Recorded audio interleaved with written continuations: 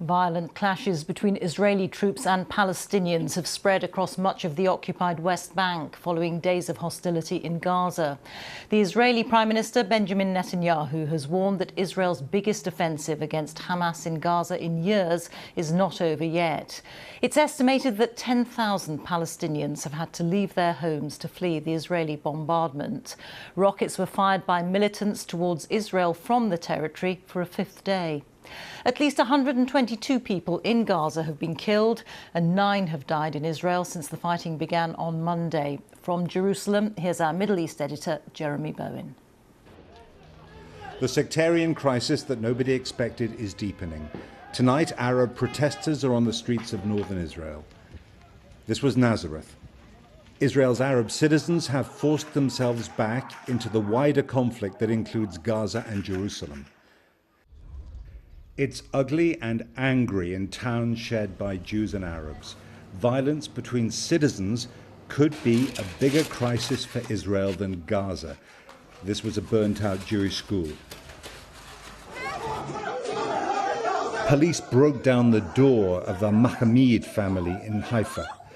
They deny accusations their sons were attacking Jews. The police say their officers behaved correctly.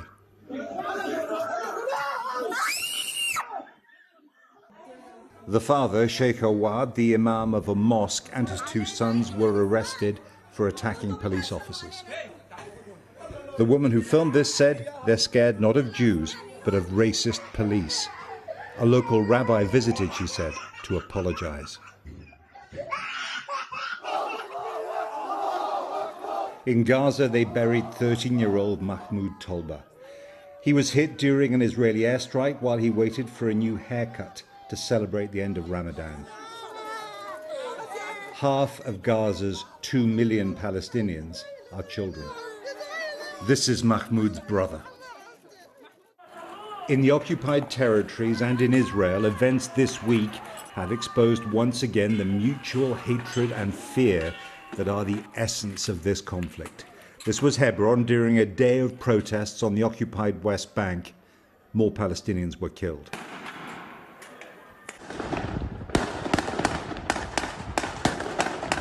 In Jerusalem, Palestinians pelted Jewish settlers with stones and fireworks. The settlers hit back with live bullets. This was Sheikh Jarrah, where attempts to evict Palestinians from their homes helped start the escalation to war. The conflict crosses borders.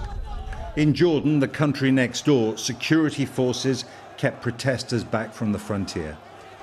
Palestinians make up more than half the Jordanian population, mostly refugees from past wars not permitted to return by Israel.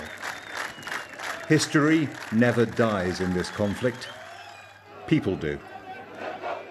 It's now a multifaceted conflict on multiple fronts, and that, of course, makes it much harder for diplomatic mediation, which is going on behind the scenes to try to get some sort of a ceasefire in Gaza.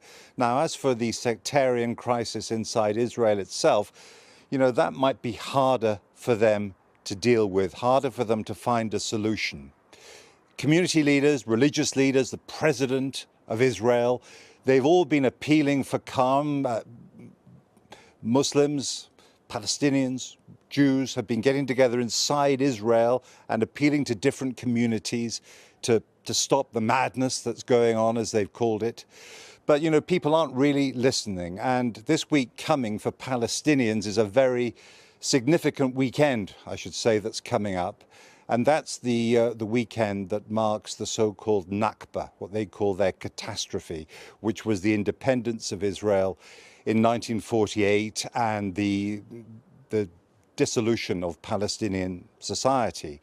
And that is always a rough time. There are always clashes, there's always violence. And in this current atmosphere, of course, there are a lot of worried people. Jeremy, thank you. Jeremy Bowen there.